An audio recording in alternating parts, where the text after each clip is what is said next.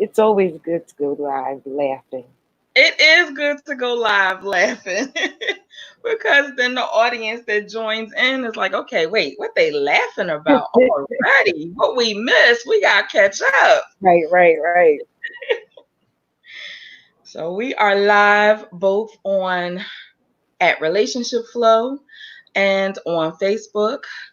I see we have one person who has joined. The thing about the platform is, though, I can't see who they are until they comment.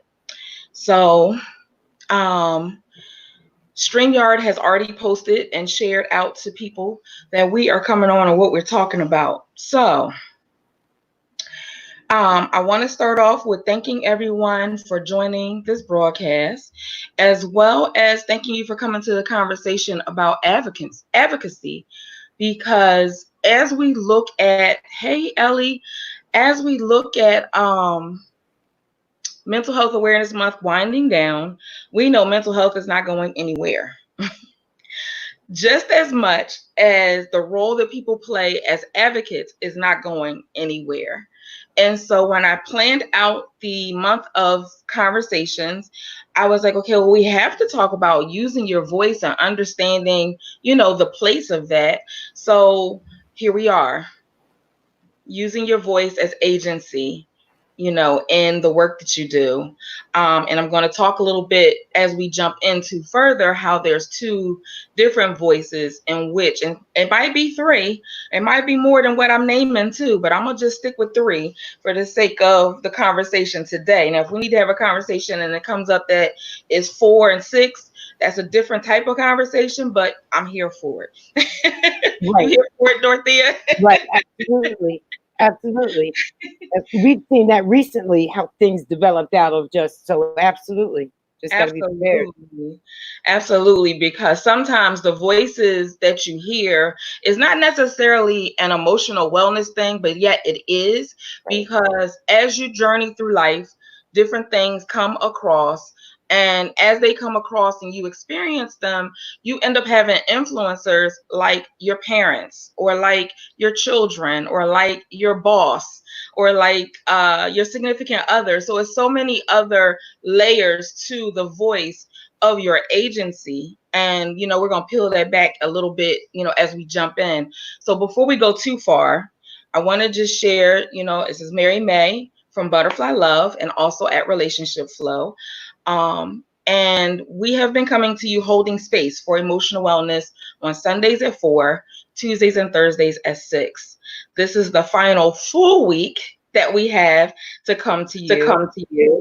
And also, we have next Sunday as kind of a recap. So we're going to close out the month with a bang. And I want to thank all of the guests that are scheduled to come this week, as well as my guests that we have here. So Dorothea. Hey. How are you? Good. I'm excited about this. Good. So I want you to introduce who you are to the conversation as an advocate, and even in the scope of work that you do. I want you to introduce your whole self so that people will have a understanding of probably some of the questions that we will talk about or just discuss, and then like what lens you're coming from. Okay. So thank you, Mary, for inviting me. It's so super excited to be here, as I said earlier. So for those who may or may not know me, my name is Dorothea Robinson. Currently in my position, I am an advocate for women who are in abusive relationships by the way of writing exit plans for them. Starting in the mindset, seeing where that develops, and then actually writing plans. I want to share with you briefly why I'm here is because I was in a 30-year relationship that was abusive. Stayed for my children, stayed for so many reasons. Was scared, couldn't fathom about being away. There were so many issues that left me staying where I was until I had that moment of almost losing my life. Unfortunately, that was, or fortunately, depending upon how you look at it, that was the catalyst that switched, that said, you got to leave. I did it. I made the plan. And today I have created that person for whom it is that I would have wanted to walk with me in order to get out. it's, it starts in the mind. And this is Mental Health Awareness Month. And for those who are victims of abuse, child abuse, sexual abuse, it starts in the mind. There's a shift. Oh, sorry. There's a shift that happens, and the shift that takes place. We often talk about it as grooming, which has us develop who we become. Constantly share that even though you may have gotten out of your situation, peeling back the layer of the mental part of the abuse. Most victims or survivors will tell you they would rather a broken bone, they would rather the broken nose, they would rather those things because those things can heal. It is the mindset or the programming that has to be undone. And unlocking that stuff is not an easy thing. That's why it's important, so super important, that I always relay to victims who are walking through the process of getting out that you must seek therapy. You cannot do that thing alone and get on the other side and believe that you are healed.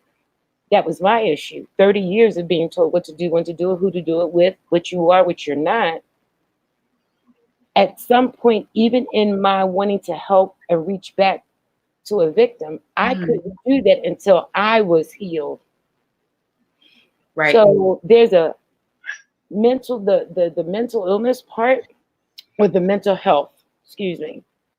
Yes, because there is a difference, and we can talk about what those differences are, but they are on the first video of this series if you wanted to go back and hear that.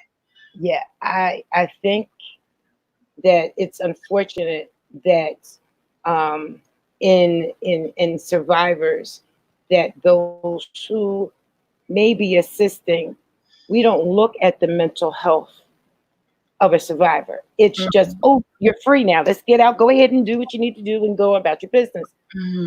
But it starts in the mind. And I know that after 30 years, I had a lot of stuff that I had to go through and still continue to deal with today. So I'm happy for this platform because, in the world of advocating, using your voice, which is muted, your voice is muted as a victim, and you have got to learn how to unmute your voice as a survivor. And the first step, the absolute first step, is getting into a healthy place and space where you're going to get the things that you need in order to help deprogram. And that's through therapy. There's no other way around it. Okay. So that's a great picture of who you are. And as I just dropped into the comments, is that, so Dorothea's story comes from a space of domestic violence. However, to most advocates come from a place of pain, and they often come from a place of something that was a game changer that altered their life, or that, actually changed their perspective on the outcome of how something was important to them. And in something being important to them, they said, okay, well, I had someone either give me the voice, give me the permission, give me the knowledge and the awareness of what it was that I needed to do to heal, in a sense, from that situation. But then sometimes people may not they may heal from the situation. The trauma may be over. It could be a fire that they experienced. It could be that their family moved around a lot. It could be the trauma of making new friends. Whatever the situation is something that created a sense of pain or sense of urgency towards how it is that you function. And when you have activated the fact, okay, I'm in a space that I want to become an advocate, there's sometimes work that you need to do. But I think before we get to some of those work that you need to do, Dorothea, how would you define advocacy? Advocating is being able to use your voice, Mhm. your skill sets, your trainings, Mhm. to be able to speak for someone who can't speak. Mhm. If you have clients that you work with, you Mhm. want to make sure that a plan is made for whatever it may be, to gain new housing if you don't have it, or Right. to gain some access to some finances or programming. Whatever your client needs, you are their voice. Clients come to you because their voices are not either heard, or they felt that they're not heard. Mhm. Their voices are, I don't want to say unappreciated, but they stand in a place where they believe and understand, I can't do this for whatever reasons. Mhm. I can't get over this particular hump. I'm coming to you, and I need you to be able to help me get to my destination Mhm. of getting out of a domestic violent relationship, whether it be to, get some help, you know, Right. whatever it may be. It's advocates are using their voice to help someone else whose voice may not be heard. Now, that doesn't mean, and sometimes we see this, Right. advocates take on clients Mhm. and they become, how can I gently say this? Enmeshed. I'm sorry, I jumped right in. No, you're right. Go ahead. They Yeah, overlap, they become enmeshed, they see themselves in the other person. One of the buzzwords, friend them, as opposed to identifying their role to right. support them.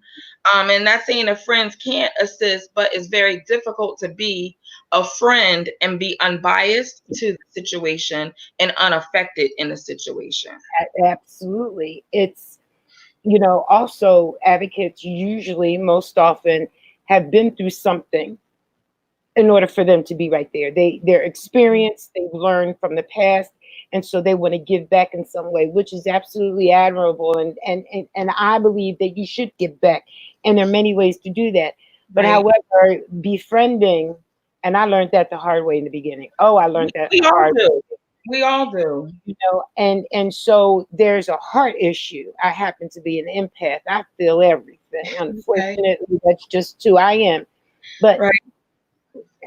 we can step into their world, but then sometimes we don't know how to leave their world.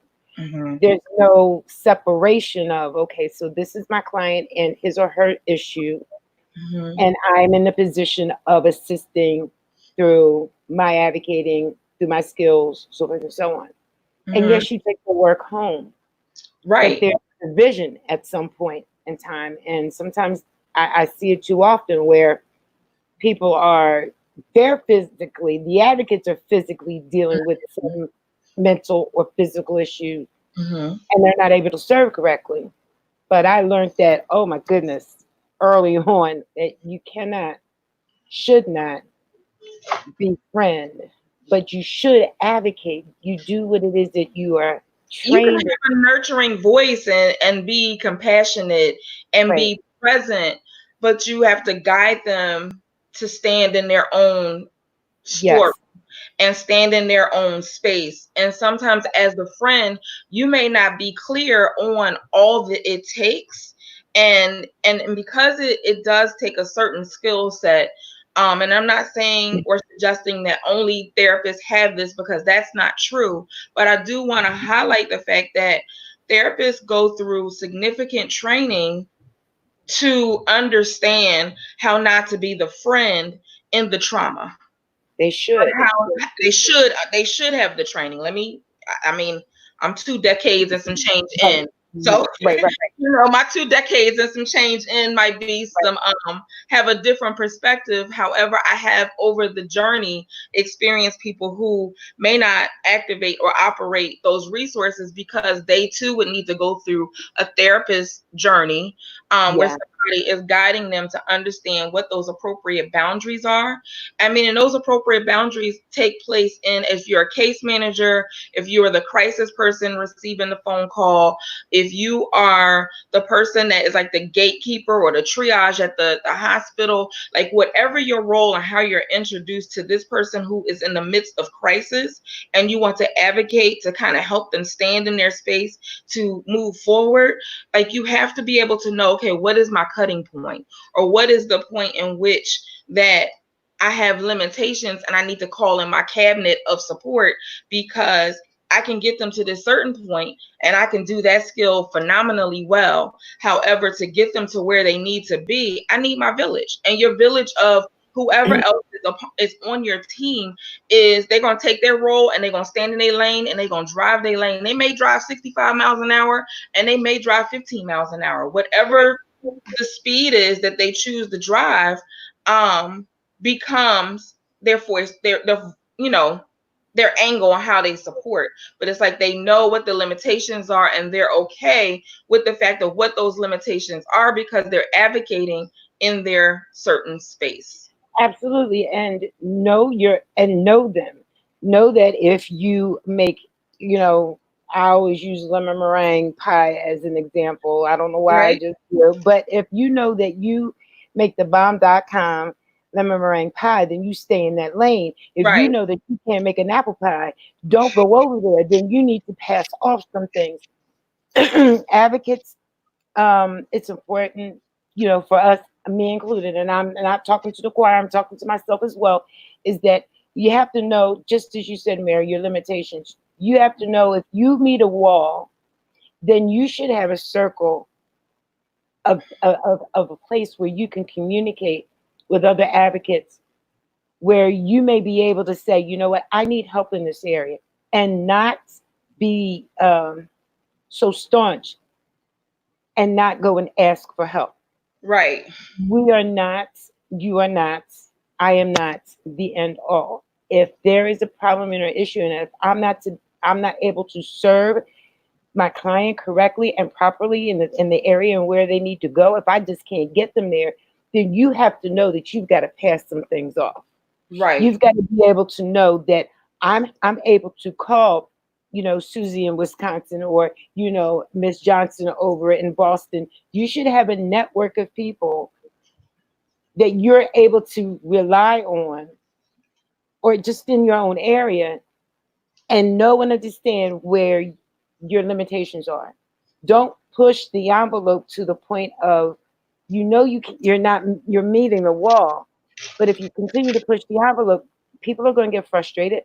You're going to get frustrated because you have not reached the goal that was desired, whatever that may be. So advocates using your voice, advocates using their voice, saying when they can accomplish something, or when they just need a wall. That's Mhm. also advocating. That's also assisting your client to the best of their ability, because you can't, get so much, but Right. you know that you should have a circle of people for whom it is that you can connect with. So advocates need to know when they can and when they can't, and know that it's okay to use your voice to say so. Right. Right. And then You as I'm know, thinking, as we're talking of the advocate and all of the things that they need to kind of check in and touch base with. But then also the person receiving the support can only handle but so much. true. And so you have to always kind of take a gauge in assessing, okay, does this work for you? Are we moving at the pace that, you feel the most comfortable with? Because sometimes we get so goal focused and ready to drive that car at that 60 plus miles an hour. And they like, okay, no, I'm still in the residential area and I'm going below residential speed at like 5 and 10 miles an hour. Can you please repeat that? Or not feeling comfortable to repeat or ask questions, because as the advocate you are so goal driven on what is going to accomplish and in what time frame, without getting the consent from them. So I'm going to say it like this: it ain't about you. It ain't about you. It's no team of I. It's It no ain't team about of you. I. And you may be able, you know what you know, You know what avenue you're going to go. You're going to know what resources you're going to use. You know all of these things, and then you move forward without listening. There's nothing more important than listening to your client. Right. A true, now I am not a therapist, don't claim to be, I am a life coach. Let's get that straight. Right. However, I know and understand this is that one, it's not about you. Two, you have to listen. You've got to hear what's not being said, and you've got to hear what is being said. A good therapist, we just had this discussion. A good therapist, good life coach is going to listen to what it is, your strengths and your weaknesses. They're not going to tell you what to do. They're going to bring out what's within the client because they need to be in the process of solving their own problem. They need to be in the process of having their voice heard in whatever decision is being made. So it's not just like, for instance, the client going and saying, okay, well, you need an apartment, you need this, you need that, and you need to have it in this part of the town, so forth and so on. Maybe they don't want to live in town. Maybe we can find an apartment on the outside. They have to have their voice in the process. There's some ownership that has to take place. Why? Because it will further propel them to continue on moving forward using their voice. If they've been talked over all of their life, yes, if they've never had their voice come on now. heard, so now you come in, you know, with the cape on the back, you come in to rescue, and you're doing the very same thing. I can't tell you how many clients have said to me they have walked out of offices of advocates because they were not listened. Mm-hmm. It's important that you've got to listen, and they have got to be, your client has to be part of the process. We're talking about their voices being heard, and advocates' voices being heard as well. And not having a competing agenda of what to listen to, as they may have when they were in the midst of, you know, if it is a relationship of violence, or if it was a decision that they made in regards to their finances, or if it was a decision that they made into who it is that they're friends with or not friends with, like whatever the space in which someone needs an advocate, you have to hear their story and hear where their strengths are and what it is that they are interested in actually doing, because you will end up burning yourself out too soon in the conversation, not only with this one family or situation, but in across the whole, you know, responsible scope that you have, because you're not listening to them before activating what your strength and your gift is. Right. If anybody is just joining us now, I just want to just take a moment to just orient you to what it is that we have jumped into today as we are having this conversation, holding space for emotional wellness. We are talking about activating your agency and your voice while advocating, and understanding like what is the place of that. One of the things I shared was that, you know, you have pain points, and your pain points are usually is what develops your conversation and your narrative to say, okay, this is a space that I have grown to understand, and I have grown to recognize that I needed additional support. So in doing such, I need to reach out and get some support. So my name is Mary May. I'm from Butterfly Love. I am a relationship therapist. We are joined today in this conversation with the exit strategist, Dorothea Robinson. Yeah, like, uh-oh. I was like, wait a minute, that's a tongue twister. When I actually had to type it out. Wait a minute. I'm sure that's meaning for another day. So Dorothea, who would you say? Do I want to go there yet? Yeah, I'm gonna go there since I started it. Who would you say is in your cabinet? Like, is it family and friends, or is it you know, who would you say is in your cabinet of support as an advocate? So on the side of advocacy, or as the person that is healing from the pain point? You know, I guess on both sides, like who is your team of support? we'll discuss family. So my situation, I had 6 children, and it was quite difficult for them to get used to the idea that I am speaking about my past, our past. Mm-hmm. With that being said, they've come to realize and understand that this is my walk, this is my calling, this is what I'm supposed to do. Mm-hmm. So, as far as support for my family, my children are behind me. They'll share out messages and mom, that's great. They'll connect me with other people that they believe that I need to speak to, maybe to help with a plan or have a speaking engagement. So I do get that support. Okay. Once in a while with my kids, Mom, you're doing good. Mom, oh, that's awesome. So Mm-hmm. I get the stand back support from them. Mm-hmm.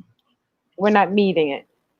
Mm-hmm. I have other family who, again, very same thing, will share messages, connect me with people.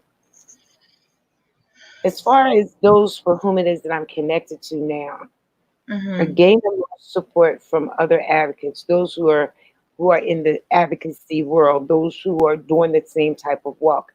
I Right. also had I stay underneath of a coach. I stay Mm-hmm. accountable to somebody. I have Mm-hmm. to Mm-hmm. for business Both purposes. human and spiritual. Yes, Okay. absolutely. Okay. I have a spiritual mother for whom it Mm-hmm. is that I I'm bouncing everything off of. Right. So I'm covered in. I'm good. I have people who support in the way that I need to be supported.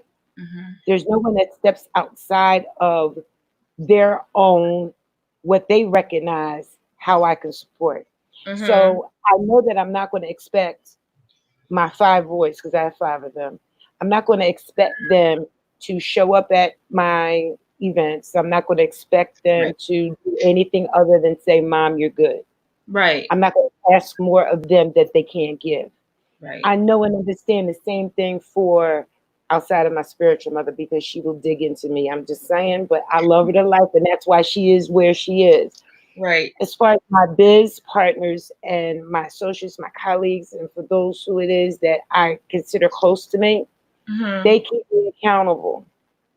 They will do check-ins. So I Mm-hmm. expect that from them because that's what they produce. And Right. vice versa, I'll do the same. So I know that I do not ask anybody, family, friends, spiritual, I don't ask anybody to do more than what they can give. Now, there was a time that people in my life who didn't understand what I did, and we fell off, and that's okay. Right. Know that I think we were in where were we? We were in the summit, Okay. and it was said, and I'm repeating, I Right. I was believe getting ready to remind you of that quote. Like, as if you it. remembered that particular quote around the family and friends when it comes to Yeah, advocacy. Like, they may not understand the reason why you're so passionate around certain conversations, because if you're passionate around it, then they may feel guilty for something that they didn't do. right. And it may be a place for guilt or not, but it's just like, okay, support me in what I'm doing. It doesn't really say anything about you. And if you Right. and I need to have a different conversation for you to understand the journey, then let's do that. But don't not support me. Your we have to begin that understand. It's quoted, your family and your friends are not your supporters. Mhm. And that's not a bad thing, because you're not asking them to do anything that they can't give, because Right. it will be a strain. It will be tension going on. There will be issues because you want your family. Okay, so let's talk about a book real quick. So Okay. you've written a book, Right. and you've written a book. Your Absolutely. family and your friends may buy the book to support you, to say, I'm proud of you, I'm buying the book. Mhm. But you cannot expect to gain, thousands and thousands of dollars just from your family and friends. That is not where you're going to get the bulk of your money. You're going to do some things. You're going to market. We cannot expect our family and friends to give you the full ride of where it is that you need to be. You have to put people in their lanes and not be upset with people because they can't do more than what they're expected to do. So, And I'm gonna pause you advocate. real quick. I'm gonna come right back to that. So don't lose that thought. Okay, all right. Because that's very different than the conversation that someone may hear in the business world, because they'll say, like, if it's an MLM, and I don't have any feelings towards MLMs, I just want to use this as an example. Okay. MLM will say you should have 30 family and friends that you could call, and at least 2 or 5 of them will support you and buy this package for $99.99 so that they can help you build. And you might have 30 friends that Right. 3 to 6 of them may support, but they may not necessarily want to take that journey of what the responsibility of, now I've signed on, now I got to make these phone calls, now I got to, do all of this stuff. This stuff is not in alignment with what they were Right. doing. And so if it's in disagreement, you may not want that energy around you, because that energy will block your ability to truly, truly be able to stand in not only your story, but in the stories of those that you advocate Exactly. for them to have their voice. Exactly. Because just on that premise, so you have a client that comes to you for you to use your voice, but in turn you should be listening so that they can learn to use their voice. And so you're just a facilitator in enabling them to speak up about the things that they want. But if you come in and you give your ideas and your thoughts, and okay, so I want you're going to start your own business because you can do that. And so you start here with this, an example, again, no tea, no shade against MLM. I know that you can go ahead and start this program right here and you can get some money and put it in your pocket. Well, guess what? If she or he is not into that, it's not flying. It's not flying because it's not their idea. It's not something they gave consent for. They just came to the meeting to learn information, and now you're trying to change their whole life.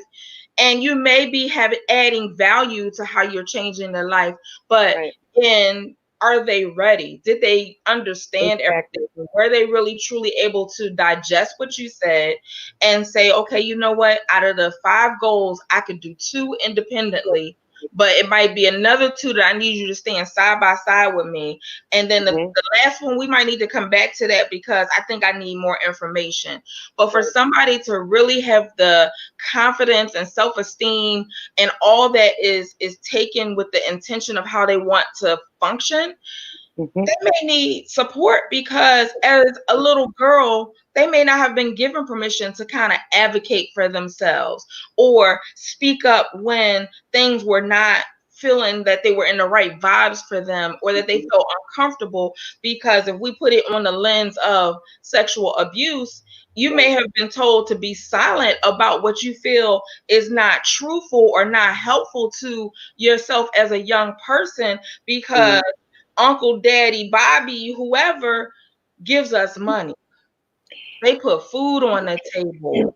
And so then now you have been put into a different role and responsibility for that family, that if you say something, you may be on the street, or you may be, just in a whole different realm of life. And that pain point for that young girl, when she becomes a grown adult, she begins to activate those same practices, because that's the agency or permissions that she's had for her voice all of these years. And then now she's in these grown interactions, be it professional or personal, and she's still operating on that narrative of let's be quiet, let's be silent, you don't have permission to say or do X, Y, and Z. So why do you think that you can have permission to do it now as an adult? And they will, that scenario, you have that client before you who has been walked all over, has been talked over, told what to do, when to do it, and she comes or he comes to you. You got a victim before you, and you come in with the same type of, although you are there to help and to assist and to get them to a goal, but you come in with, let's do this, that there's no room for that client to talk. And so what happens, they shut down, they go back, they revert back to where they were before, and they allow you to go ahead and make all the moves. So when you do ask, or when you take the time to, oh, okay, let me take a breath. So now what do you want to do? Where do you want to go? So now you're asking questions. The comment is, no, you do it. You You've been got doing it. all this other stuff for me, so why Right, are you stopping now? right. Why are you taking a teachable Exactly. moment at this Exactly. point? You know, you've done what everybody else has done, felt that I Right. was incapable and I didn't have a voice enough to say what it was that I wanted or what I needed. And that's the compromise of becoming the friend as an advocate and not really taking inventory to understand what is the next step that should happen, because you end up activating your voice with the cape on your shoulders, that it's about you when it's not about you really at all. It's Right. really more about your skill set that you have to be able to guide someone and stand next to them, to stand in their story. And then where it is, like you might say, well, you could be a speaker. They ain't ready to be a speaker. They ready to cry right now, and they need to cry out the pain so that they can get through whatever. You might say, well, you could write a book. They probably could write a book, Right. and Right. they probably could journal some of that energy out so that they get it out of their spirit, so it doesn't block their ability to think about what are the goals that I need to take. What are the steps? What are the things? Who do I need to call? How do I build my cabinet of support around me or not around me so that I can activate moving forward? They may be able to do some of that, Right. but we But not have at to that walk point. at that residential speed that they are walking at, even though we can already see, oh my God, you got 1, 2, 3, 4 on the list of qualifications for this program. Boom, let me get you there. And they're not Right. ready to get there. They None have of those qualifications, but you want them to do it. And you should right. have the passion to want them to do it, to encourage Right. them, to empower them. Right. However, you have to be mindful of the fact that you are uprooting somebody from a Mhm. space that they have grown comfortable. Even if it's something that they're saying that they want to do, they have to still make that decision, conversation by conversation, that they're ready to be uprooted, and what they're willing to take as the next steps. And that's Right. where advocacy really becomes to embrace them and hug on them and love on them and encourage Right. them, so Right. that they can stand in their story. And you've got to understand when you shared something that just hit me. Mm. In the advocating part, Mhm. if an advocate truly understands skill that you have and Mhm. all of the training that you've been through, Mhm.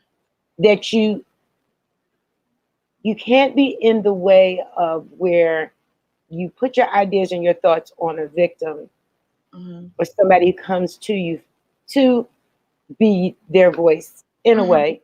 Mhm. You don't want to make yourself frustrated, nor do you want to frustrate your client. When understanding where they are and cannot respond in such a way, well, you know what? You should be moving faster than this. Right. You should be leaps and bounds from here. We spent X amount of time here on this same particular subject, and we have not moved or progressed yet. Mhm. Everybody's timing is different. Every Right. client is different. We cannot expect the same results from one client to the next client that comes before you. Everybody is an individual. And you've got to remove yourself to the point of understanding that you cannot, you cannot throw your opinions, your thoughts, your desires about where they should be and Mhm. force issues, because you're going to become frustrated and you're going to frustrate them. And then Right. what happens? The easiest thing is to go back to where they came from because it's comfortable. And they don't have I, to do that much work. I might as well go back to where I came from. I might Yep. as well go back to the abusive domestic violence situation, listening to my abusive parent, or Mhm. I might as well go back to, that abusive mate of mine. Mhm. Because they're meeting it with the advocate. And then right away, well, they weren't ready. Right away that they, You they make judgments and not taking any inventory on how you influenced that crawling back into cocoon, or crawling, back and saying, you know what, this is too much work. yeah, it would be nice to have this type of checkpoint to see where you are as advocates, Mhm. to take that self-inventory, to make sure that you are not throwing yourself into a place where you are rushing your client on a regular basis, to Right. take inventory, to make sure that you are addressing each client by each client and not grouping them together, so to speak, in the results that they should have. Um, it's not easy work. It's necessary, demanding work. Right. And But you go ahead. no, no, go ahead. Because I'm just thinking, like, if somebody's working as an advocate for like a community agency or the courts or whoever, like a governing body other than the governing body of them being their own self-employed person, then you have to activate when supervision is beneficial to you, Right. and Yeah. hoping that the person that you seek supervision from is not also tapped out, that they've heard so many stories Right. that, you know, they're not invested in the outcome being positive. I'll never forget, I worked in this one residential treatment facility in South Jersey, and most of the participants was from North Jersey. And the psychologist who was the supervisor, I had these wonderful ideas, and you know, I was making myself available because I was advocating for the wellness of the young people that I was serving. And in one, actually, I want to say in one supervision, but it was in multiple conversations before I had to say, okay, you know what, I need outside supervision because you are no longer connected to the field. Mhm. The statement that that person made was, these are the throwaway children, and it doesn't matter. And I said, it's the throwaway children, and it doesn't matter. No, it very much matters. The voice of the family matters. The voice of the child that's in our care matters. And, you know, I guess my systems training, you know, being inclusive of all things, as well as just who I am as a person. You know, like I've been this advocate since I was a little girl. I got the degree and the credentials because society said it was needed in order for Right. me to come into this conversation. But I was designed to be the advocate, to be the relationship therapist, to be all that you see me in the different spaces to be before credentialing. The Right. credentialing just added. That was an Right. add-on Right. benefit.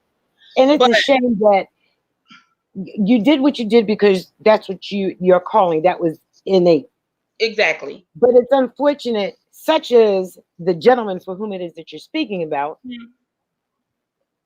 it's unfortunate that we've got to go and do all of that training, which All is them needed. cartwheels. But Mhm. people, they see that and believe, okay, now I have all of this. And you can say whatever craziness out of your mouth that Right. just does not make any sense. I was Are told you I should just be sure? happy with collecting the salary that I had, and that was it. And I said, well, I'm coming on Sundays when the families come in because the families need to be included in treatment. And, you know, it's difficult because they're traveling so far to, you know, whatever, participate. And as the supervisor, he did not co-sign on any of that. All of my outside clinical support was like, yes, do that. That's the bomb. You know, that's what we're supposed to be That's doing. what you're supposed to be doing. That's what you're supposed to be doing, because I mean, I have my own theories about residential treatment in Right. regards to the people coming to residential and then they don't have any contact with family, but yet they go back after they've gone through whatever rehabilitation. They go back to the family system that had nobody touch and support them in no particular way. So it's just as people who have pain points and they're exiting from unhealthy situations, Right. they need to know how, when they're receiving the support of an advocate and they're now navigating in the world independent of whatever the pain point that drove them, you know, Mhm. to us or to other, you know, advocacy type situations, Mhm. that they don't repeat the same patterns. I have, in the last few years, had to go to court because my children were being abused by their father. Mm-hmm. And I learned that a couple of years ago, even while an advocate. So that's a whole nother story for a whole Right. other time. But with that being said, I am so thankful for the advocating from the agency that helped. They came for the whole family, because even though my son had been in residential for a moment because he needed it, but upon returning to the house, it wasn't his problem. It was our problem. And so the advocates that came, sat, anytime I called, they showed up. Right. They knew and they understood that it was a family issue, meaning that we all got to work together in order to get to solve our problem. And Right. that worked. It was so much more beneficial. That's advocating. It's thinking outside of the box sometimes, but knowing and realizing and understanding what the whole, just not the client, but the client had people attached, which was the rest of the family. So Right. for somebody to say that out their mouth, and the thing about it is, he is not the only one thinking like that. Absolutely. Absolutely. And then I think the other, part of, we just be real transparent in the conversation.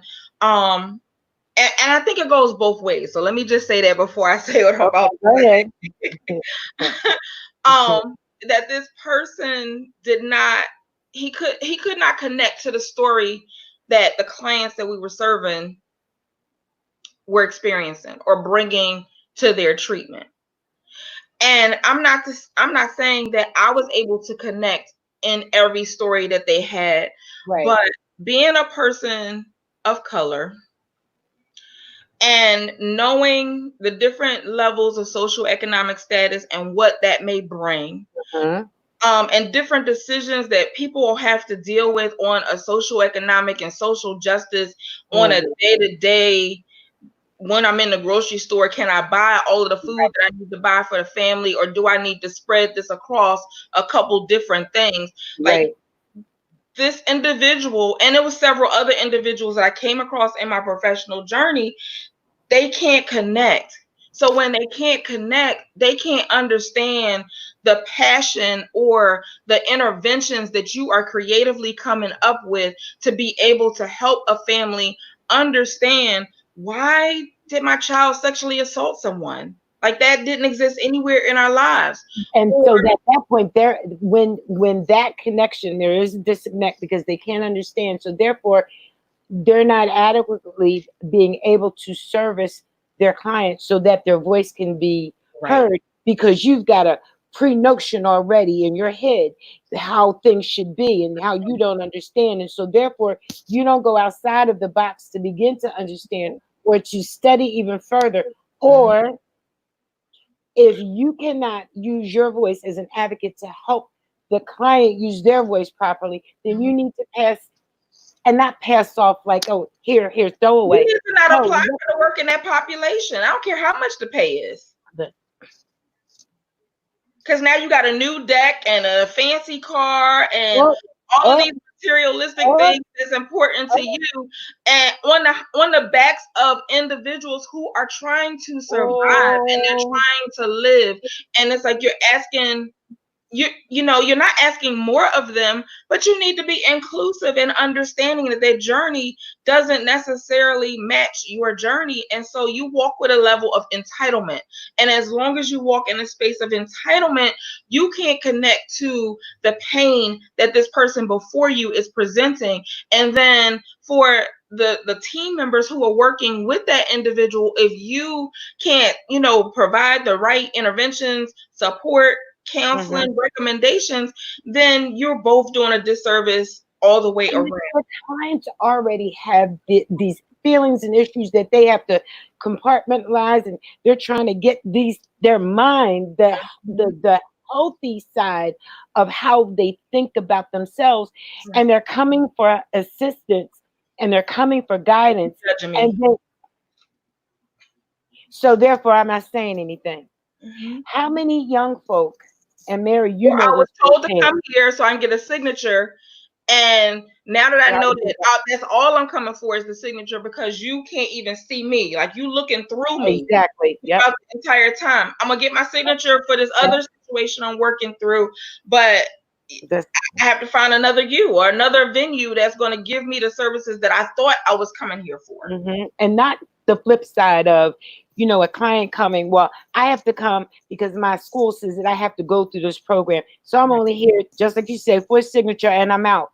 Mhm. Versus using the opportunity to help them and assist them to find their voice, to Right. where they are, listen to where they are, what they're going through, and help, as you say, facilitate some positivity out the thing so that they can grow to be able to use their voices because they've been muted through whatever trauma that they've been through. Right. I'm gonna tell you, I heard a young girl, and she was a teenager, and I just left it as she was a teenager. She was the comment, I don't understand about homelessness. Mm. They can get a job. Anybody can get a job.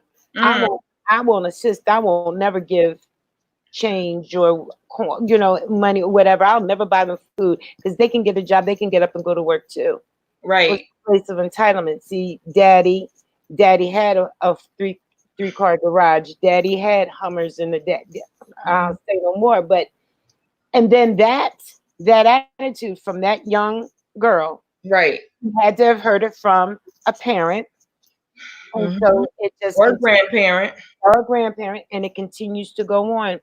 Mhm. Advocating is knowing your limitations, knowing and understanding your skill set, Mhm. knowing when the circle for whom it is that you form a bond with, you should have, a circle of people that you can rely and trust on and reach out to.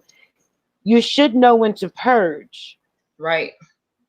You should know when to understand, okay, we may be together for a time, but I need to separate myself because Mhm. no tea, no shade, you may be going in different directions, and that's okay. It's also understanding when it's time to recognize if you're assisting really your client or not. Right. If you have stepped into the area of more than just a friend, Right. we've got to be careful because sometimes we jump all in. Guilt was guilty of that. You give Mhm. Mhm. your all. Sleepless nights. Because you carry the energy of what has been shared with you Yeah, with you. That yeah, still doesn't make it that they're your friend. You right. should take that and say, okay, even you have an outlet that's going to rebuild and refill your cup towards wellness, but then and have supervision and have therapy and have colleagues that you can Yeah. kind of bounce whatever the situation is off so that you don't carry it in your spirit to where it brings unwell moments for you. Because And exactly, because if you have had some sort of past mirroring what it is that they've been through, then you go through flashbacks. And if you don't know how to deal with them, I'm gonna tell you, till this day, sometimes it depends. We're here in Philadelphia, and on right. the Eastern Seaboard, there's these wonderful stores that make wonderful hoagies, not subs, they call hoagies, and Wawa. Okay. That Wawa elevator music.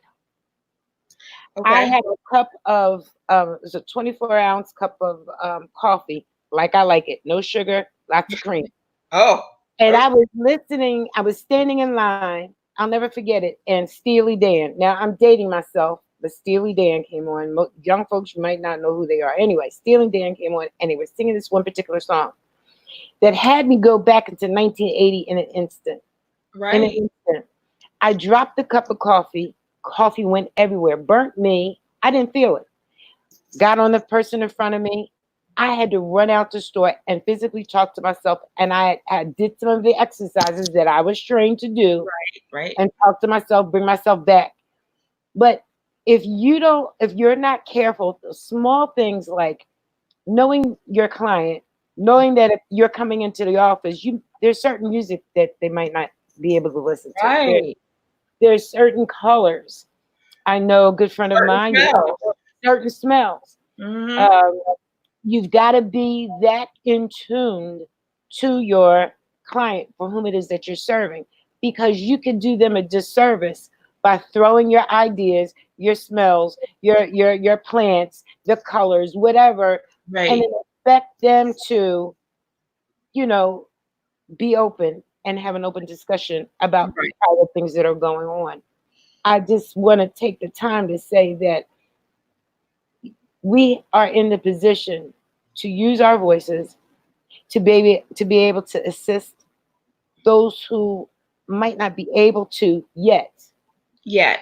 But if you listen, you are, very, very in tune. And if you help them to facilitate movement at their rate and not have expectation for them Right. to get to the destination, but it's got to be their flow, it's got to be their growth. It's so super important. We've got to yet so remove ourselves at times, but some of the thought process of people, I'm like, why are you doing what in my mind? Like, did you take an assessment of what you should be doing in life and not? Like, I'm not Right. understanding why you're in this position when you're anything. You may be having the title of advocacy, but I'm not understanding. Right. There's a human side of things too. So just the comment of throwaway children, but he's not the only one. He's not the only one, and I No, really wanted to get up and throw something at him, I but listen. like I You need my good. I need my W-2 at that point. I was dedicated W-2 You employee. good. I needed that stipend to come every 2 weeks, but I was able to see that that was the game-changing moment for me because I believe that that was the last time that as a W-2 Wow. employee that I was able to hear somebody say that and Wow. not be able to activate something different. Right. However, I was a rebel. I said, okay, well, you don't agree, but I agree. And Right. as long as my signature with those 3 letters that I'm going to owe for the rest of my life Right. Right. go on any documentation, I'm going to ensure that the families within the scope of my work understand and know what it is. And I'm coming on Sundays during visitation. If that means extending the visitation time, I'm not taking away from their visitation Right. time. Right. Have your visitation time either come before the visitation hours or Or after, and we can have our family session at that and same. what it did, if it motivated you. So that Absolutely. was a good point. So your eyes were open because there are such people, such as himself, that you think like that, and so Right. that did something, for you. Right. And so I know I have a couple more things, but I wanted to just share if anybody has any questions or thoughts that they want to drop in the comment box, please feel free to do so. Because as we have had this conversation, the conversation is kind of bringing the awareness of using the agency of your voice as an advocate, but then also recognizing not only as the advocate, but the perspective and voice of those that you serve, that they have come to you from whatever pain point that they're trying to heal from. And yes, they may have the skill set to be super phenomenal as a speaker, as an author, as a workshop facilitator in their particular space. However, you got to get them to that point, and you have to have them stand in their story at their pace. And if that means driving in the residential speed versus the highway speed here on the East Coast is legally probably 55 to 65. Right. If Right. you go down south, it's legally 70 to 80. So, Uh-huh. depending on what scope of the world that you're Right. in, you got to be able to know how you navigate their story at Mhm. their pace with their consent, because that's very, very important. Oh my gosh, that's so super important. I have been to many conferences, and I think we have had this discussion before, where I've been to many conferences, domestic violence, intimate partner abusive conferences, and so the people that show up, most of them have been through it, and they Right. are survivors. And so, time and time and time and time again, and as a professional speaker, I see this all the time, where speakers get up. Can I just say something really, really quickly? Yes, ma'am. So for those of you who are following and listening on Instagram, we are getting ready to hit our 1 minute, our 1 hour mark. If you want to continue this conversation, please join us on Facebook. My profile is public. It's Mary, Mari, Butterfly Love, Elisa, Elisa. And please feel free to join us as we continue, but we won't continue forever, just a little bit more points that we wanted to kind of cover. So I just wanted to share that with you before the clock. Yes, see, now Instagram has let me know 26 seconds remaining. So join us on the other side. Thank you. Okay, go ahead. I just wanted to get that out. No problem, because Instagram is on point. It's still no time, Yeah. not a minute over. Right. But I've seen so many times where beautiful victims, survivors, they have gone through and they want to share their story in hopes of delivering part of their story to the audience to hopefully give hope. But what happens is that they end up bleeding all over the audience. Right. They end up sharing their story and leaving people who are already have been wounded even more. Mm-hmm. There's an ebb and a flow. You cannot, should not expect someone right away who comes right out of, an abusive situation or any type of situation that has dealt with trauma to be able to ask them to speak right away. Right. Because you are, again, bleeding all over the audience. Mm-hmm. You're leaving people wounded even more. And when they walk out the door, what healing has gone on? So there's a process. There's a place where you have to learn and how to do the ebb and flow in speaking. And it's not that a victim, or excuse me, a survivor of abuse or a survivor of any sort of trauma cannot become a speaker. You can. Right. We need to do it in such a way that we leave the audience empowered and not bled upon. Right. Right. So we see it all the time. I'm like, okay, so that person I know was hurting and they walked out that door. Mm-hmm. Now what? What happens? So, it's about them. It's not about you. It ain't about you as an advocate. It is about your client and listening to the point of understanding that you are, having them to leverage from where they stand and help, move them to a place where they're able to speak and they're able to use their voices. Mm-hmm. Use yours as well, But Right. yeah, it's a hairy situation. It's not an easy situation, but people do it. People advocate, and we have wonderful advocates out. I just think that our voices, and even in the climate in which we live now, Right. our voices, we have them. They can be heard. They should be heard. Mm-hmm. Um, but we have to be great facilitators when it comes to our clients to allow them know that you have a voice as well, and not have them thrown back into the situation. Well, I'm gonna sit back and I'm gonna let you talk. Go ahead, you got it. I mean, I'm used to this, so I'm gonna watch you, and whatever you say, I'm gonna Right. do. Right. That's not progress for anybody. What is rising in my energy is one, I'm gonna say she's a phenomenal woman. I'm not gonna name her, but she's a phenomenal woman of color, and she's a millionaire, and her strive is to help other women become a millionaire.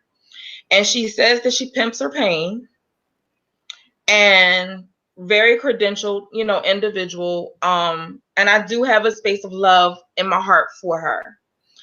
But with the level of discernment that the creator gifted me with, because credentials didn't gift me with that, Right. the learning space in which I was in her presence, even when I would listen to her videos, I was like, she has a part of her story that she hasn't tapped into yet. And as a clinician who works through trauma with individuals, it was like, okay, great. I paid to attend this workshop and this training, and yes, let's get up there and let's get on the stage and be sitting next to her, because if I'm closer, then I'm closer to earning my millions of whatever. That's the thought process that one would have. We had the DJ with the music, so we was popping and snapping and all this type of stuff and being poured into, not taken away. We were definitely poured into. However, as the person who decided to sit next to the millionaire, began to share her story, she was realizing the event host was saying, okay, your story is in the way of your money, because we don't realize that as an advocate, you can make money. But if you're in pain and have a different, different narratives about how your relationship with money is, Yes. then your story ends up bleeding all over, just like you just described. Right. But as she was doing that, now I'm the trauma therapist, but I'm here on the business side of Right. things. Okay. Right.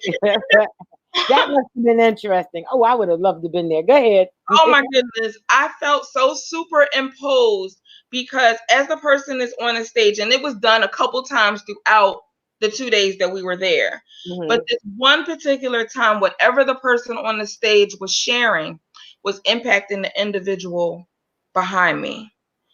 And the individual behind me, I turned to my girlfriend and I said, she needs to go. And I was like, okay. And in my heart, I'm like, okay, I need to help guide her to go.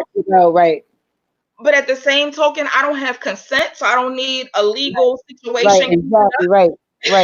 So it was really competing agenda on how do I support this young woman. Right. And people came to console her who, are lay people in the field or in the space. But it was just like, okay, she's being re-traumatized. Right. You hear her wailing because of her re-traumatization. And I turned around and said, okay, well, does she have water? Because, it's not letting me just be still. Right. Does she have water? She needs to be hydrated. They went and they got her water. She drank some of the water, but she's still in this state of mind that she's frozen. Right. She couldn't move. And I'm sure that what she invested in coming to that particular location, that she wanted to learn how to be a woman who can earn $1 million. Right. Learn how to not necessarily may not have known the words pimp your pain until we got there. Right. But realizing that she had a gift of something that she wanted to offer and wanted to know how to monetize it. And so she's wide open. And at a point after the water and after the turning around, and I'm trying to if you could just imagine, I'm like torn. Right. I know in all the credentials that I have, I don't have consent. Right. And And the fact that I don't have consent, anything that I say can and will be used against me. And I just asked her calmly, I said, sis, it would really benefit you if you was to just step out, get some fresh air, get some water, at this particular time. And maybe some of your friends or even I can update you on the content that you may have missed. But right now, you're not even present with us. No. And you need some additional support. It was at that point that the wailing began to calm itself down. I felt like I was able to advocate for her, at least that way, and not be in trouble. Right. But then also just give her that holding space, because she needed to be valued and to be heard. And even when she left out, I asked, the people were going with her, and I said, well, would you like me to come with you? Again, trying to secure that consent. And she said, no, I'm fine. I said, okay. So, she left. They continue with the information on the stage, but it's like moments like that. And before even experiencing moments like that, like I've been working with various play productions or movie screenings throughout the year and understanding the role of film, the producer's language and all of that. Like I've had different roles to be able to educate individuals that if you're having a conversation about something that is traumatic for someone or that they haven't settled, and money is a driving factor. Right, it is. On so many different levels. And if you want to learn more, I'm going to do this shameless plug. If you want to learn more about how money can impact your mental health, join us Thursday at 6:00. I have a financial professional coming in, and we're going to have this very conversation around how you get in the way of just being able to build money. But it's you got to get your mindset right. Right mindset. Yep. It's all about Absolutely. mindset. And that's All, the thing, all because that they did not have somebody there. that was If what I you're was talking about pimping your pain, which I understand about the marketing piece, and it's the pain point. I'm not even going to get into that. I understand that, but if you are going to host a conference where you're talking about somebody's past, painful past, and you don't have anybody there to pick up the pieces, so to speak, because you, the millionaire, are not qualified. right. You're not qualified. And You although can't your know. story is compelling, you're not qualified for what you're pulling out of people. And that's something that advocates do. Like, she was an advocate in her own space. She's an advocate Okay. in, I'm gonna tell you, I mean, this is just me. Maybe I'm placing this in her spirit, but she's an advocate in helping. She said, I got to reach back to my other sisters and let them know how they can make money. Right. Okay. That what they're doing, they don't have to shortchange them. And Right. and in the work that we do, people usually shortchange or don't put the right Right. price Right. tag on what it is that they're doing because they don't Well, see the total value. their So value. that conversation is important and it has place. But even in a conversation about money, that's not about sexual abuse or domestic violence or something like that, you still need the appropriate Right. team of professionals to advocate for your voice in that situation, to hear Yeah. you Yeah. and Absolutely. listen to you. Because she did not show up thinking that she was going to be wasted.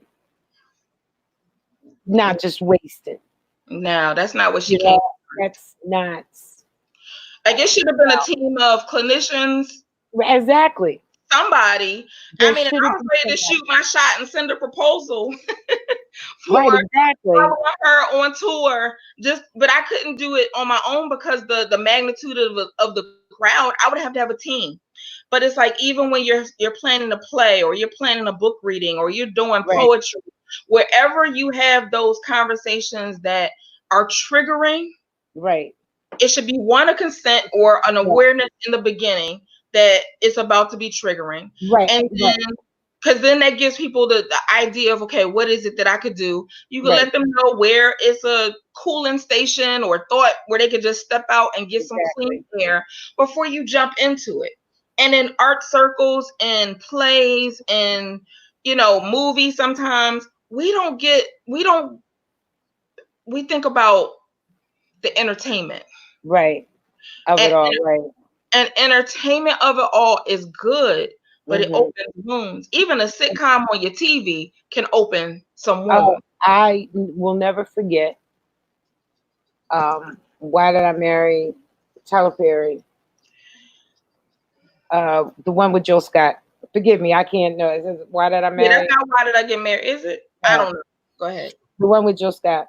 Mm-hmm. I was still in my abusive situation. When I Mm. say that when we watched that movie together as a family, I was done. At the I didn't know airplane anybody. flight. I was done. I had to excuse myself several times. I excused myself to make popcorn, but I was sure to get back because that would be expected. But I was done. Mm-hmm. But of course, there was no warning label. Of course, I did not know prior to what was going to be in the movie, but I was done because Jill Scott character was me. I Mm. was. Thank you, Andrea. Andrea said, Yes. "When I get married," I was crushed. Mm-hmm. I remember laying in that bed while he was asleep, crying silent tears Right. after that movie. So yes, we do have to be careful. At our conferences, no matter what they may be labeled or what the subject matter may be, but there's always an opportunity where we may go into an area where you just never know. Mm-hmm. But if you are pimping my pain, that yeah. So yeah, I get it. I totally. Yeah. And I you just got to be mindful of all of the settings. And as Andrea said, you got to protect your audience and knowing how to catch them when they fall. Right. Yeah. So, and catching somebody when they fall, even in us talking about advocacy, I want to make sure that we share a hug for you, that if anything triggered you in this conversation, hopefully it's motivating. But, we also have to understand and take that space to say, we know that something may have also triggered you. Please reach out to whoever you need to reach out, if that's even one of us, that you can be put back together, or not that you're broken, but that, you just have a space to kind of process what you're experiencing, because it's better to learn from these situations than to say you're not going to entertain them anymore. Right. This is true, and Mhm. to negate, to turn your head and say, okay, well, I'll deal with it. I'll just keep pushing. But at some point, there's going to be another situation that's going to have you reflecting back, and so then what do you do? So it's better to address these things, and to learn what it is that you need to do in order to heal. Part of that, absolutely, part of that is just being aware of, okay, this is triggering me. Like, Mhm. I know to steer clear sometimes. I'm better now. But that gosh darn elevator music of the 80s, oh man, if I could throw something at the speakers at the Wawa, Shut every it time up. I go in there, I would do it because I just, it would have me. But I'm much better now because there's some things that I've been taught to do. Right. But advocates who are on the move and assisting, the people for whom it is that they serve, it is not an easy job. It's also not a job, or it's not a job where you are recognized. It's usually most often overlooked. There's Mhm. not a whole lot of pats on the back, you did well, or there's Right. not, and sometimes, just sometimes, let's be truthful, let's be honest. You look at the work that you do and you wonder, am I really making a difference? Mhm. And it's good to pull back. It's good to do a self-reflection of the things that you do, not to say, yeah, the cape on the back syndrome, I call it. But Mhm. it's good to look back and reflect. Am I servicing people and how they need to be served? Mhm. Always a great idea to look inward and to do that check on yourself, and to Mhm. make sure that you're not in a space of, as we've been talking and sharing, that you mute the voices of your client to where your voice is being overshadowed, or you're overshadowing their voice. Mhm. That's an issue. Right. It's something we have to constantly be mindful of. It's their voice, it's their need. They need to be heard, because when they finally get to their end result, whatever that goal may be, Mhm. they have to know how to speak at Right. that point, because you're no longer in that position. Right. The job is done. Right. But if they get there and they don't know how to, you've done a disservice. Right. Because they'll be turning back, knock on the door. I need you to help me with whatever, and you're like, well, no, you When should be they're able. ready. But you never allowed them. You never allowed them to use their voice, Mhm. so they're not heard. So yeah, Mhm.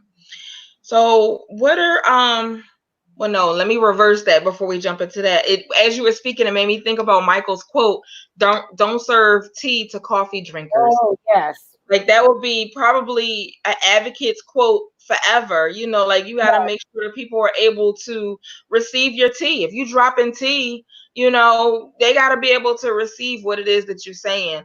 right, And again, taking that cape off, when you put that cape on, you might be drinking coffee, right, you know? exactly, And I'm both a tea and a coffee drinker, but depends on my vice and time right, of day. right. What would you say are some of the myths around advocacy? Some of the myths. Well, just that. I mean, there's some perception that the advocate is the do all. Mm-hmm. There's this space of, I go to an advocate, I lay my problem before them, and then I sit back and I let them do it. Right. Um, there's the myth of, it's a one-stop shop. Right.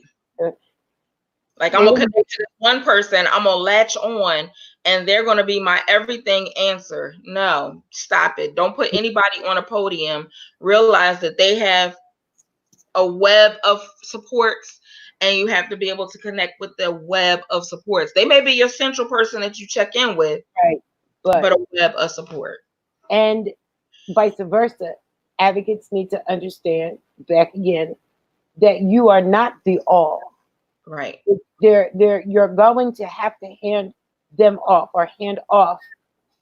And I don't mean it. And again, okay, well, here I'm throwing this at you and I'm done and I'm over with. No, but there should be a web of support. Advocates should have. Now here I go. I'm dating my sex. You should have myself. You should have a Rolodex. I don't know if you all remember what a Rolodex Yes. is. Oh goodness. I You still know, have a couple. I'm trying to purge them. right? And so Andrea said advocates don't dictate. Absolutely. they shouldn't. Yeah, And we were let me just say the word shouldn't could be offensive. okay. All right. And I know it's not your intention. Right. It's not. But it's placing a judgment of like already common sense. Right. So the behavior. So the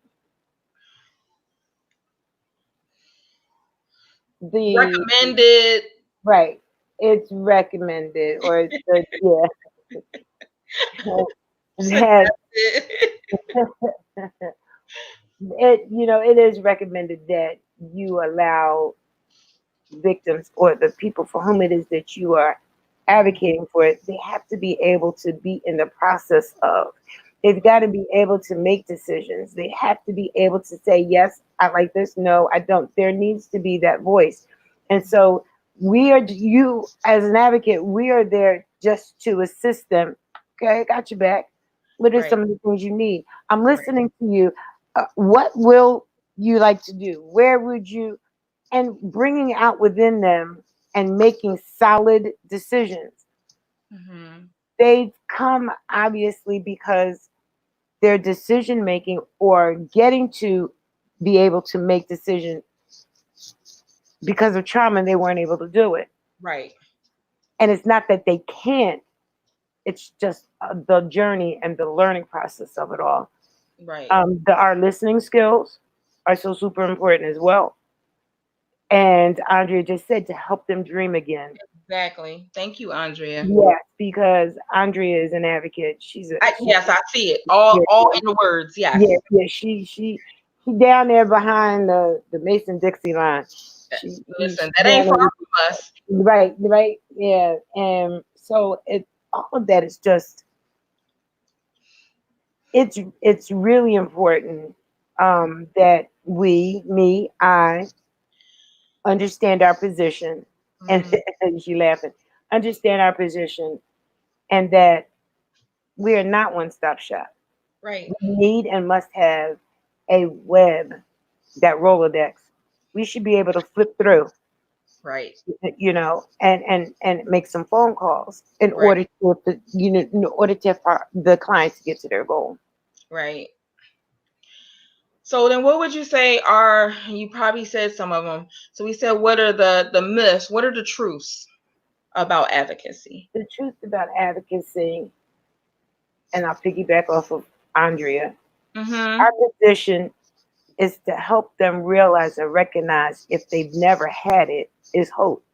When we lose hope, we lose everything.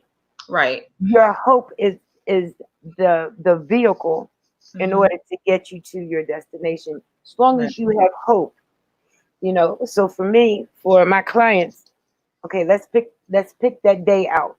Right. What is your day that you're going? And I need you to look at that date. I need you to think about that date every day. I don't want you to lose that date. Why? Because that date is the day that plan is going to go into action, and you're going to be free on the other side. Right. I don't want you to lose hope. When you lose hope, you lose everything. There's nothing else outside of hope. So we are not lowercase God. We are not uppercase God. We're not any of that, and not stepping into that position at all. And advocates, we don't need to be stepping into that position and not coming off that way either. The truth about an advocate: great listeners, somewhere you can possibly just dump everything. Right. We can organize. Unapologetically, no judgment zone. Right. Exactly. Right. We'll help compartmentalize and put things in different areas of where they need to be, Mm-hmm. and figure out, okay, I will be able to assist you in these areas, but I'm going to make some phone calls for these other areas. Mm-hmm. Um, the truth about an advocate is not 24 hours, 7 days a week. Don't call an advocate. Right. You know, My phone goes on do not disturb automatically. oh, listen. I let people know that in the consent of services when that do not disturb time is. And there may be times that, I might actively still have the phone in front of me. But if there's no blood involved, I'm not responding until the next, 9 a.m. or whatever time it is that is usually set. So it's like they know. They just Yeah, let me know, what it is that they wanted me to know because it's in their head right then, and they don't have this. They feel like they don't have the scheduling feature on their text message. They needed to send it right then and there, and they may have needed to send it right then and there because why? Because they have to delete the message after it's sent. You never know what people's narrative right, is. That's a part of their safety. It's right, not that they right. can't keep track of it, but their phone ain't their phone for real. It's So they got to tell you, and then you'll get it when you get it, and you'll respond, and you'll talk to them in the code that you talk to them in. And right. it's not just for domestic violence situations. This is for all safety crisis type Yeah, trauma yeah, situations that things are actually needed. yeah. I know that I have had to create I've created something that's called emoji conversations. Mm-hmm. Mm-hmm. So I know when I see certain emojis, I know what that means and what that Right. reflects. Right. But there have been times where clients will believe that and I'm calling anytime and you're going to answer anytime. Right. No, truth about advocates And the should be challenge is when you're international, when you have an international platform and you serving people from an international platform, so is that that your time frames vary. And you right, and I both know this because we both live in that space. right, But it's like it's still you still have to be able to do self-care right, because self-care absolutely, is mandatory. And create what your boundaries are, what your time frames are, knowing that situation. And you might have to be flexible because right, if the situation is live and they moving at that particular time, then you align yourself accordingly. absolutely, However, you just have to really be mindful in regards to just making sure that after you have extended yourself, that you remind them of what the boundaries look like yeah, and then begin to function in those again. right. I just set times, the African time. Oh boy, being up at 3 o'clock in the morning to have a conversation while they're 8 o'clock, they did that Right, thing. But right.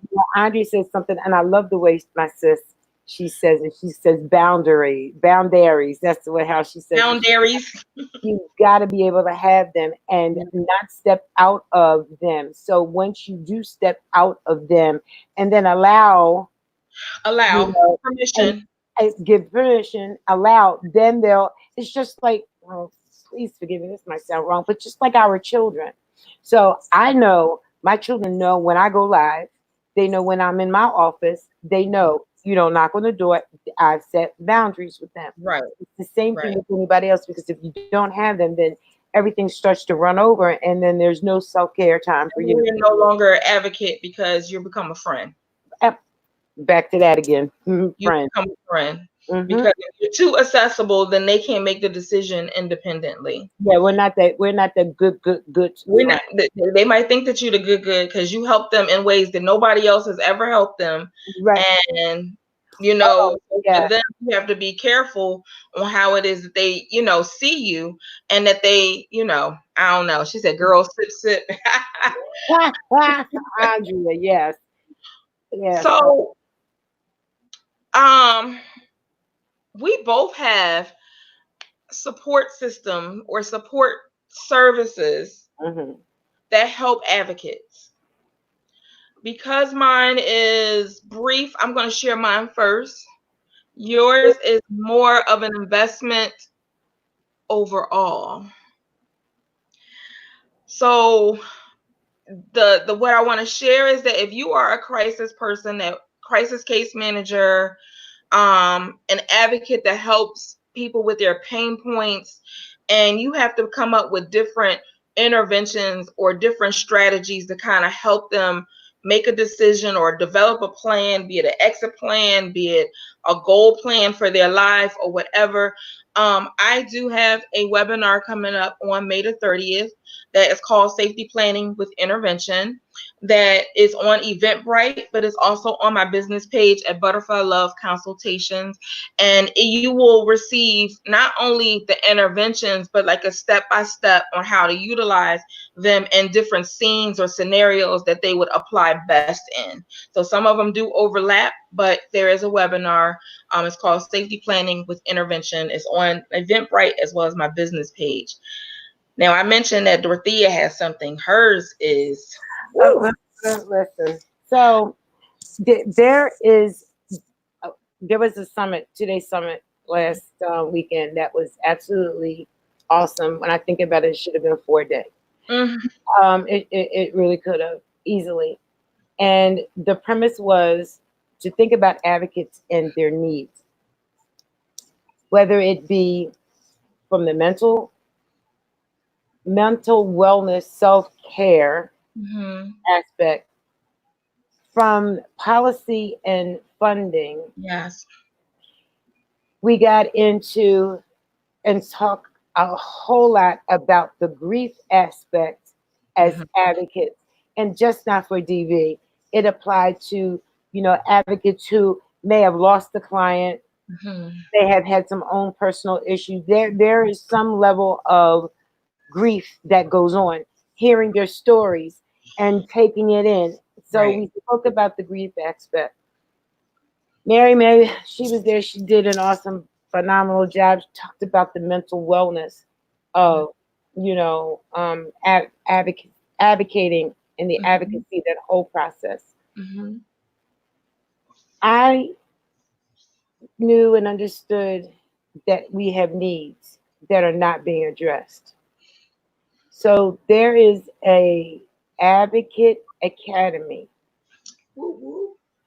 where it's being developed, where advocates can come and get trainings, that they can come in. This is a membership. There's an investment.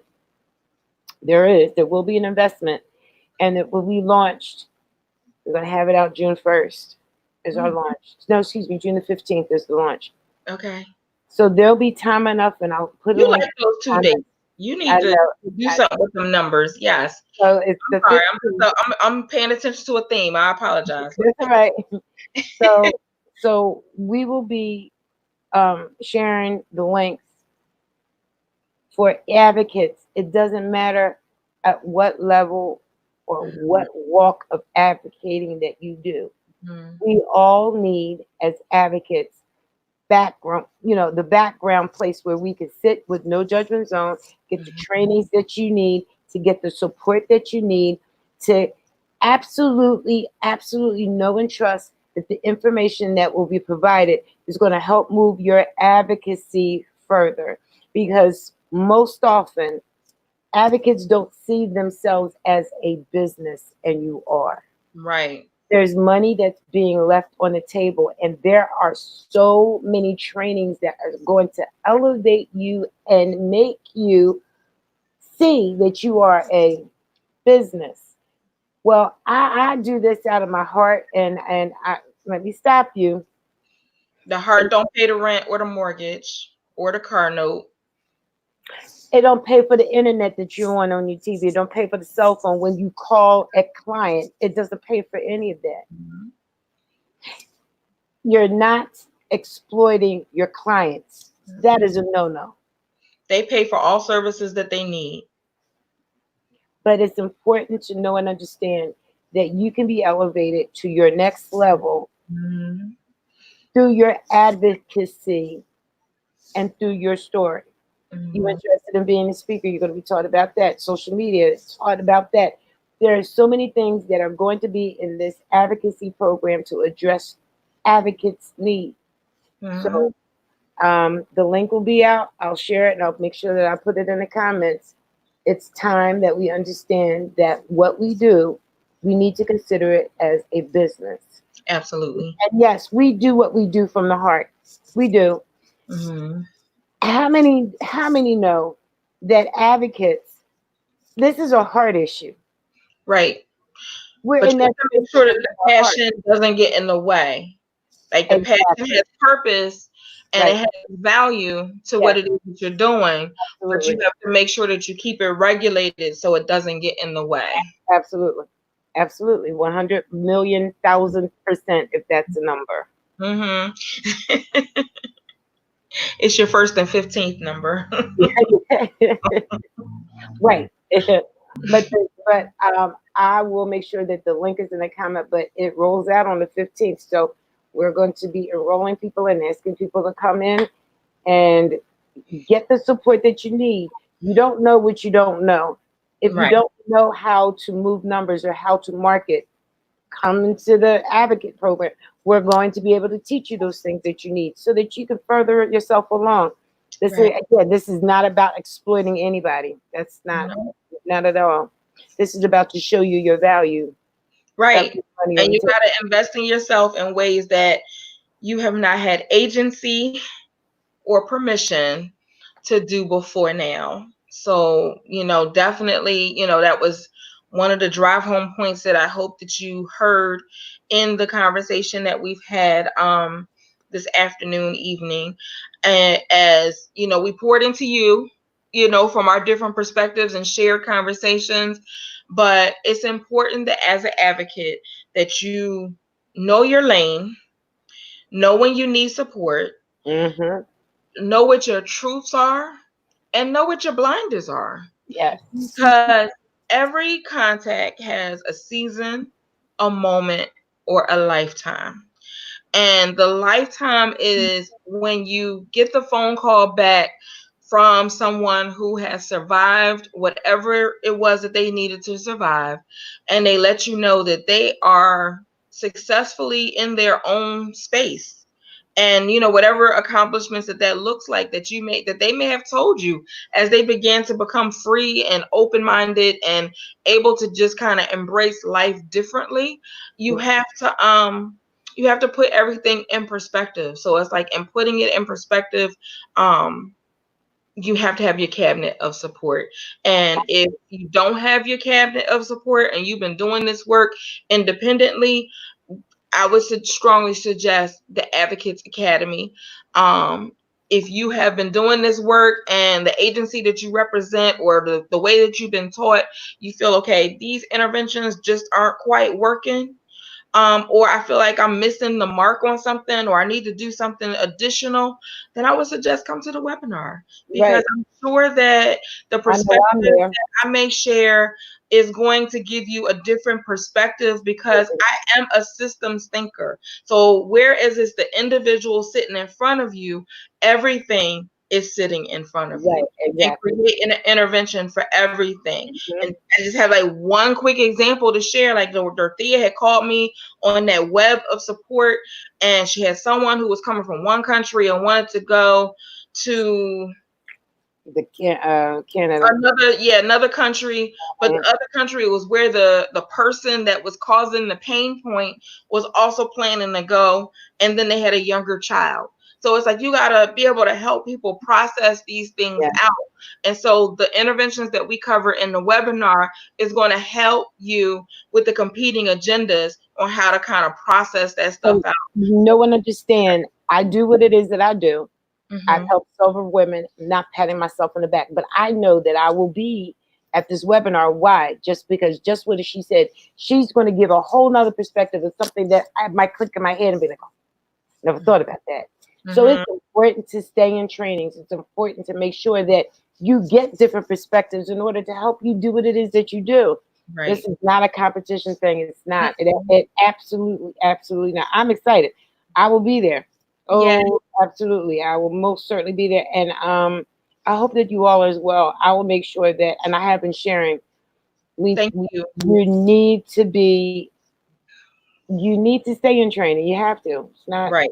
a one-stop thing, and that's it. And yeah, I And enjoy you it. heal, you heal in different seasons. So what you heal Absolutely. for to, eliminate the pain being the way it was in one stage, you will be confronted with new lessons and new situations, and therefore you have Absolutely. to re-engage if you had disconnected from your cabinet of support to be like, okay, listen, here goes something I didn't even think about. Right. And I went to go see Tyler Perry or the biggest whatever movie that was Right. out. And listen, my wound is wide open, but I couldn't let my family know, Right. whatever you put on that shield. Right. And you should include them in the process, but understandably so, you have to grow first. Yes. So, As well as know when it's time to purge. If it's time to add different people to your cabinet, right. you've got to take somebody out, and maybe not in Because a you in a outgrow mean people. way. Exactly. You And it's not a outgrow mean thing. It's just you outgrow people. is not right. Yeah. So Right. So thank you, Andrea. I'm sure she will have that information for you in tonight's class. She's had a yeah, full day today. yes, I do. Oh my gosh, I'm just getting over. I sure do. It's not a yes, ma'am. Yes, ma'am. We'll be there again. In training. I'm in training. Right. It's ongoing. It's Yeah, ongoing. Me too. I need to plug up the computer and listen to some videos myself. yeah. So I want to thank you, Dorothea, for your time. Thank you. Thank you. Thank you for joining us. We have, like I said, we have 4 more conversations. Wait, 3 more conversations. But there are some conversations that I'm dropping in before the end of the month. One about sports and one about your place and clutter. So you just have to stay tuned to find out when those dates are, because they didn't fit in the Sunday, Tuesday, Thursday schedule. However, I wanted this last week to be power punched with all the information that was that could benefit you in the long run. So if you follow me on Facebook, please do. Or you'll get the information some way, somehow. So again, my name is Mary May from Butterfly Love. I am a relationship therapist, and I can be found on all social medias at Relationship Flow and/or as Butterfly Love. Dorothea, how can they find you? Yes, well, if you want to come in contact with me, easy. bit.ly/talk with Thea. Let's have a conversation. I'm a person who likes to be on the phone. We can have a conversation, discuss what it is that you may or need assistance with, and that's how you can reach me. We can start right there. Okay, sounds great. So thank you all for following us this afternoon, evening. This is the longest conversation that I've had throughout the month of May, but it's definitely been beneficial as we have covered a lot of ground to help advocates know their voice, know their agency and their permission using consent, and Right. standing in their story. So, again, thank you all. If there's any questions that comes up afterwards, please feel free to drop them in the comments, and both of us will, be responsible to check them later and get back to you. All right, take care.